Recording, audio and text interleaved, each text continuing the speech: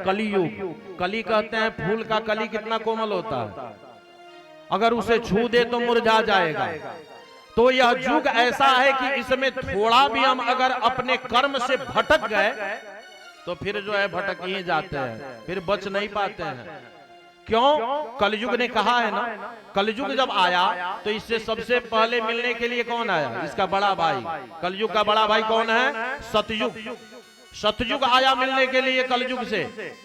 और आज जैसे आया पहरेदार से कहा कि जाकर के बोल दो कलयुग से कि मैं मिलना चाहता हूं। आकर के पहरेदार ने कलयुग से कहा कि भैया आपके बड़े भाई सतयुग आए हैं आपसे मिलने के लिए।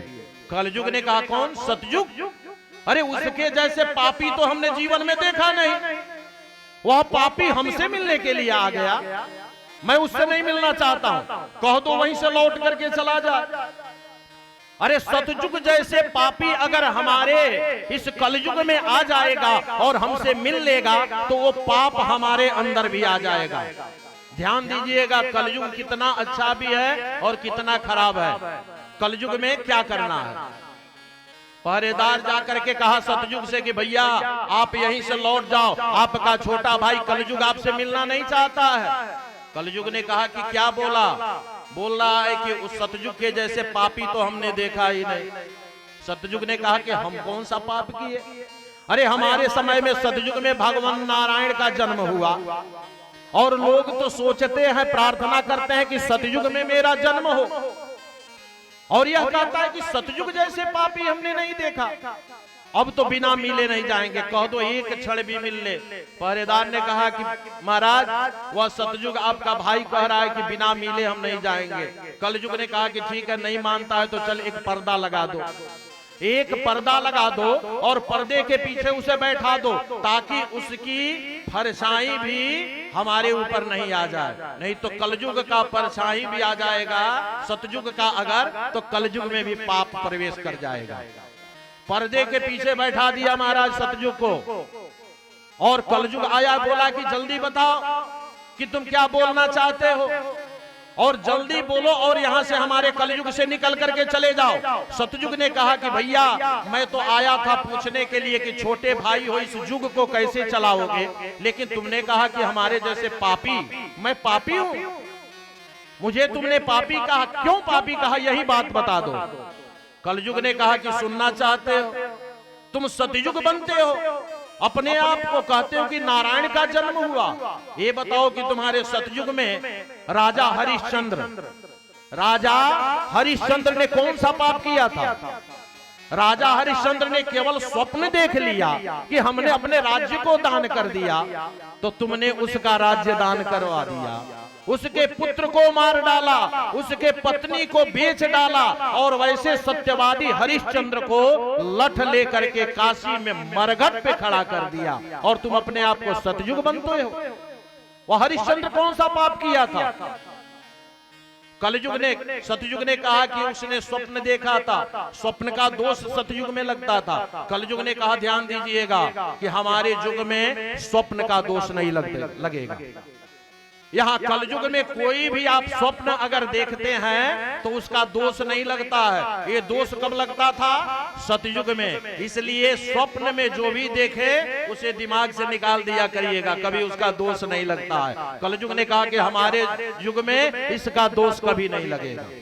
सतयुग चला गया, त्रेता आया, पहरेदार ने कहा कि आपके मझले भाई भी आ गए हैं त्रेता मिलने के लिए। कलयुग ने कहा उससे बड़ा पापी तो ये है, ठीक है बुलाओ 2 मिनट उससे भी मिल ले। त्रेता ने कहा कि अरे भैया मुझे क्यों पापी कह रहे हो? कहे कि ये बताओ कि तुम अपने आप को पुण्य आत्मा समझते हो, बोलते हो कि मैं त्रेता हूं, मेरे युग में मर्यादा पुरुषोत्तम श्री राम का जन्म हुआ, तो ठीक है श्री राम का तो जन्म हुआ, लेकिन ये बताओ कि वह जानकी कौन सा पाप की थी कि एक व्यक्ति के कहने से उसे राज्य से बाहर निकाल दिया, उसको अपने बच्चे को भी जंगल में पैदा करना पड़ा, ऋषियों के संतों के मठों में भटकना पड़ा, जो कि जगत जननी जगदम्बा परम्बा राजराजेश्वरी त्रिपुर सुंदरी मां भगवती सीता को भटकना पड़ा। तुम्हारे युग में तुम त्रेता बनते हो। कलयुग ने कहा कि देखो हमारे युग में ये नहीं चलेगा।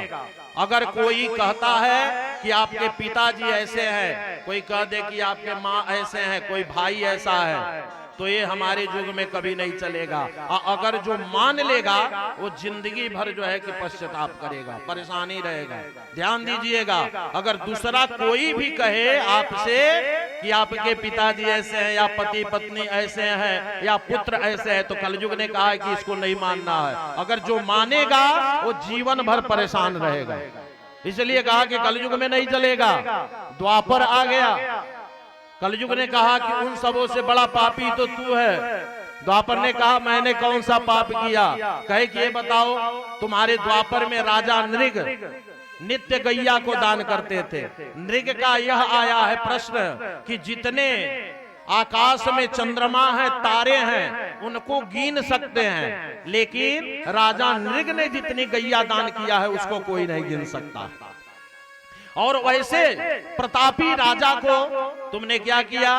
गिरगिट के योनि में जन्म दे दिया। कौन सा पाप किया था? उसने यही न किया कि एक दान किया हुआ गैया, पुनः दान किया हुआ गैया उसके पास आ गई और उसने दान कर दिया। अब जैसे आप यहाँ कथा में बैठे हैं, आप आए और 10 रुपया यहाँ भागवत भगवान को चढ़ा दिए। मैं गया जाकर के बाजार से कुछ धूप बत्ती इत्यादि भगवान के लिए घी बत्ती प्रसाद ले लिया।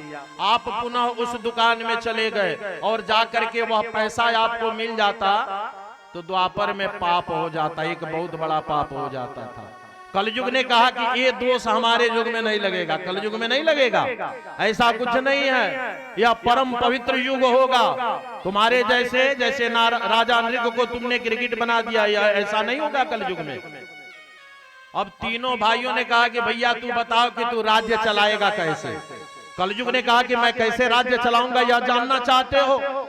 सुनो, मैं कैसे राज्य चलाऊंगा। 2 भाई रहते हैं और दोनों भाई, 2 मित्र, वो दोनों मित्र जो है कि जंगल में जाते हैं, एक हरिण का शिकार करते हैं।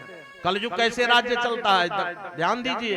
कहा कि शिकार किए, दोनों मित्र को भूख लग गया।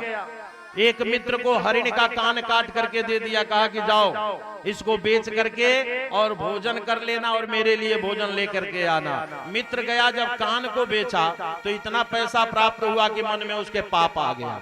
सोचा कि कान बेचने से इतना पैसा मिला, अगर पूरा हरिण ही मैं बेच दूंगा तो कितना पैसा प्राप्त होगा।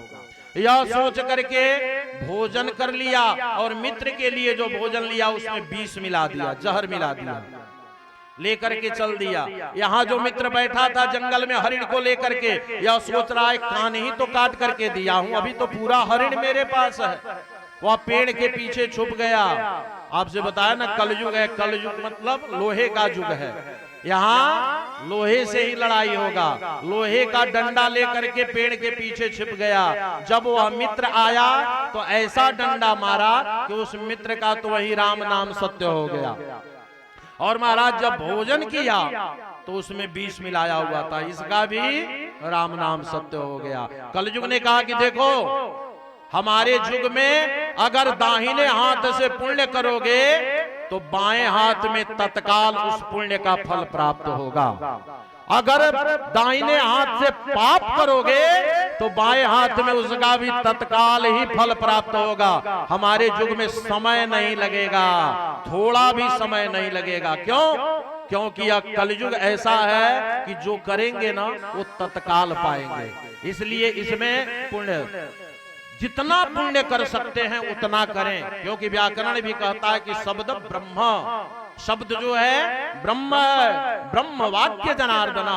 कलयुग ने कहा जितना भगवान का। और ये भी बताया, कलयुग ने कहा कि देखो भैया तुम्हारे सतयुग में जानते हैं लोग कितने दिन तक जीवित रहते थे? सतयुग के लोग जीवित रहते थे 1 लाख वर्ष तक। सतयुग का आयु था 1 लाख वर्ष। और जब त्रेता आया तो 1 जीरो हट गया, 10,000 वर्ष का उम्र हो गया त्रेता में। जब द्वापर आया तो 1 जीरो हट गया तो 1000 वर्ष का उम्र हो गया द्वापर में। और जब कलयुग आया तो 1 जीरो हट गया तो 100 वर्ष का उम्र हो गया कलयुग में। शतम जीवंत भवन्तः। और कहा कि आने वाले समय में एक जीरो हो सकता है कि और इसमें से हट जाए, तो केवल मात्र 10 वर्ष का उम्र रह जाएगा कलयुग ने कहा। तो कहे कि करना क्या है, तो केवल कहा कि भगवान के नामों का कीर्तन करते रहना है।